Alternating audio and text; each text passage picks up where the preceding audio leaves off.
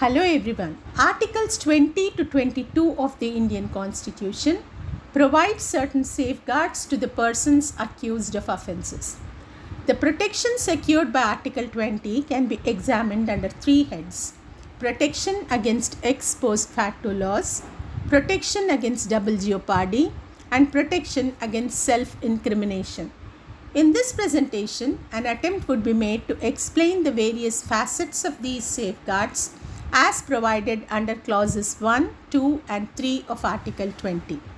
According to clause 1 of Article 20, no person shall be convicted of any offence except for violation of law in force at the time of commission of the act charged as an offence, and no person shall be subjected to a penalty greater than that which might have been inflicted under the law in force at the time of commission of the offence.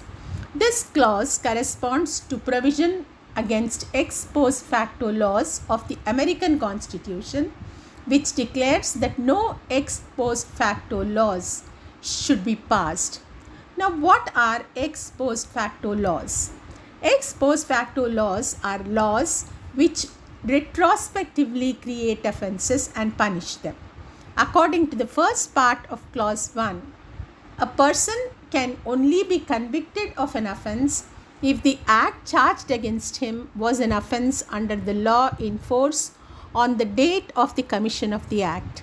If an act is not an offence on the date of the commission of the act, the person committing the act cannot be punished under a law made subsequently, making the act an offence. For example, Section 304B of the Indian Penal Code, which was inserted in the code on 19/11/86, creating a distinct offence of dowry death and providing a minimum sentence of 7 years imprisonment, does not apply to such death caused before the insertion of the section because of Article 20, Clause 1. This protection is available only against retrospective penal legislations and not against the imposition of civil liability retrospectively. A tax can be imposed retrospectively, and a penalty under a tax law imposed retrospectively does not violate Article 21 because the penalty is simply a civil liability to be enforced by the tax authorities. Now, Clause 1 of Article 20 prohibits all convictions or subjection to penalties after the Constitution in respect of an ex post facto law, whether such law was a post-Constitution or pre-Constitution law. But where an act is repealed and the repealing act is then repealed by another act, the repeal of the second act revives the first act ab initio, and therefore there can be no objection in law to revive the procedure which was not in force at the time when the offence was committed. Clause 1 of Article 20 is not applicable to disciplinary proceedings. The second part of Clause 1 of Article 20 guarantees that no person shall be subject to a penalty greater than that which might have been inflicted under the law in force at the time of commission of the offence. This clause has no application where the penalty has been reduced retrospectively. The second part of the clause applies only to cases of retrospective increase of penalty for an offence and has no reference to the retrospective increase of civil liability.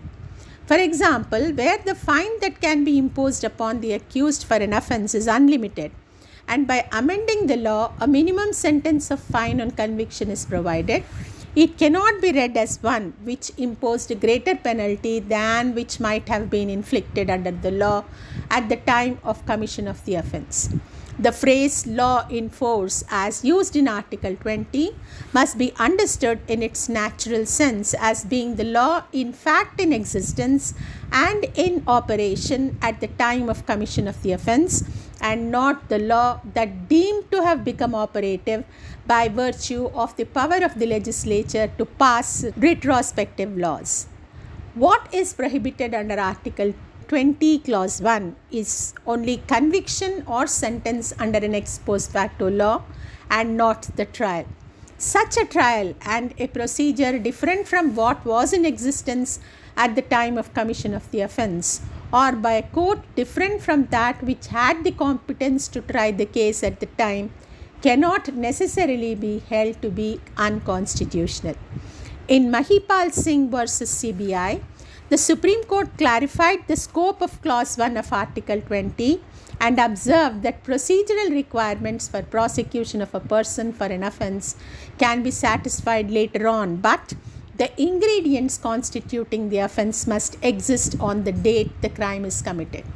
In Sarla Mudgal versus Union of India, the Supreme Court interpreted Section 494 Indian Penal Code punishing bigamous marriages to mean that second marriage of a Hindu husband after conversion to Islam without dissolution of the first marriage as prescribed by law would amount to bigamy. This proposition of law was sought to be modified by the petitioners in Lily Thomas versus Union of India by invoking Clause 1 of Article 20 so as to make the law laid down in Sarla Mudgal to be applicable prospectively. The Supreme Court rejected this argument and pointed out that the decision of the court does not amount to laying down any new law, but only an interpretation of the law already in existence and force. It is a settled principle that the interpretation of a provision of law relates back to the date of law itself and cannot be prospective from the date of judgment. Coming to Clause 2, the right secured under Clause 2 is based on the common law maxim Nemo dibe bis vexare, which means that a man shall not be brought into danger for one and the same offence more than once. If a person is charged again for the same offence in an English court, he can plead as a complete defence his former acquittal or conviction, or as it is technically expressed, he can take the plea of autrefois acquit or autrefois convict. The corresponding provision in the American Constitution is contained in that part of the Fifth Amendment which declares that no person shall be put twice in jeopardy of life or limb for the same offence. The principle has been recognized in the existing law in India and is enacted in Section 26 of the General Clauses Act 1897 and Section 300 of the Criminal Procedure Code 1973. Although these were the material which formed the background of the fundamental right given in Clause 2 of Article 20 of the Constitution, the scope and content of the guarantee are much narrower than those of the common law in England or the doctrine of double jeopardy in the American Constitution or Section 300 of the Criminal Procedure Code. In the American system, the constitutional bar applies to the second prosecution irrespective of the result of the first prosecution. The constitutional safeguard can be pleaded to the second prosecution whether the accused was acquitted or convicted in the first prosecution. The common law principle is also the same. The rule in the Indian Constitution is different.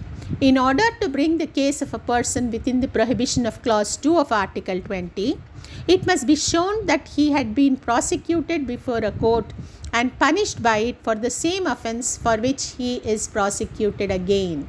Accordingly, there can be no constitutional bar to a second prosecution and punishment for the same offence unless the accused had already been punished in the first instance. If there is no punishment for the offence as a result of the prosecution, Clause 2 of Article 20 cannot be applied. There must be a prosecution in both the instances, which represents three essentials. 1. There must be a person accused of an act or omission made punishable by law in force for the time being. 2. The proceedings should have taken place before a court or judicial tribunal. And 3. It must be in reference to the law which creates offences. The constitutional right guaranteed by Clause 2 of Article 20 against double jeopardy can be successfully invoked only where the prior proceedings on which reliance is placed is of a criminal nature, instituted or continued before a court of law or a tribunal in accordance with the procedure prescribed in the statute which creates the offence and regulates the procedure. To attract the provision of Clause 2, it is necessary that the first trial should have been before a court competent to hear and determine the case and record a verdict of conviction or acquittal. If the court is not so competent, the whole trial is null and void, and it cannot be said that there has been prosecution and punishment for the same offense. This clause does not apply to a continuing offense like assault or criminal trespass. The plea of double jeopardy is to be distinguished from the rule of issue estoppel in a criminal trial. The rule of issue estoppel is that where an issue of fact has been decided by a competent court on a former occasion and a finding has been reached in favor of an accused, such a finding would constitute an estoppel or res judicata against the prosecution. This is not a bar to the trial and conviction of the accused for a different or distinct offense, but a bar to the reception of evidence to disturb that finding of fact when the accused is tried subsequently, even at a different trial. The rule is not the same as the plea of double jeopardy because, firstly, the rule does not introduce any variation in the Criminal Procedure Code, either in investigation, inquiry, or trial, and secondly, it does not prevent the trial of any offense, as does the rule of double jeopardy, but only prohibits evidence being led to prove a fact in issue as regards which evidence has already been led and a specific finding recorded at an earlier trial before a competent court. The rule relates only to the admissibility. The rule of issue estoppel in a criminal trial has been accepted and applied in India by the Supreme Court. The court made it clear that the principle of issue estoppel is different from the rule of double jeopardy incorporated in Article 20, Clause 2. To operate as a bar under this clause, the second prosecution and the consequential punishment thereunder must be for the same offense, that is, an offense whose ingredients are the same. Now, Clause 3 of Article 20 declares that no person accused of an offense shall be compelled to be a witness against himself. This provision embodies the principle of protection against compulsion of self-incrimination, which is one of the fundamental principles of the British system of criminal jurisprudence and which has been adopted by the American system and incorporated in the federal constitution. The Fifth Amendment of the American Constitution provides that no person shall be compelled in any case to be a witness against himself. It has been recognized to a substantial extent in the criminal justice administration of our country by incorporating the principle in various statutory provisions. The guarantee contained in Clause 3 of Article 20 consists of three components. 1. It is a right pertaining to a person accused of an offense. 2. It is a protection against compulsion to be a witness. And 3. It is a protection against such compulsion resulting in his giving evidence against himself. So, the privilege under Clause 3 is confined only to an accused, that is, a person against whom a formal accusation relating to the commission of an offense has been levelled, which in the normal course may result in the prosecution. It is, however, not necessary that actual trial or inquiry should have commenced before the court or tribunal to avail the privilege. Thus, a person against whom the first information report has been recorded by the police and the investigation ordered by the magistrate can claim the benefit of the protection. In America, the privilege against self-incrimination is not confined to the accused only. It is also available to witnesses. Under the English law too, witness is protected from answering questions which may lead to criminal prosecution or any other penalty or forfeiture. The protection under Clause 3 of Article 20 is confined to accused only and is in accordance with the existing rule of the Indian Evidence Act. The guarantee in Clause 3 is against the compulsion to be a witness. To be a witness means making of oral or written statements in or out of court by a person accused of an offense. It is not equivalent to furnishing evidence in its widest sense, which includes not only making oral or written statement, but also production of documents or giving material which may be relevant at trial to determine the guilt or innocence of the accused. In State of Bombay versus Kathi Kalu Oghad, the Supreme Court held that giving thumb impression or impressions of foot or palm or fingers or specimen writings or showing parts of the body by way of identification are not included in the expression to be a witness and does not violate Article 20, Clause 3. The protection under Clause 3 does not extend to searches made in pursuance of a warrant issued under the provisions of CRPC. Taking signature of accused during investigation also does not amount to giving a statement under Clause 3. The prohibition is only against compelling the accused to give evidence against himself and does not apply to a case where the confession is made by an accused without any inducement, threat, or promise.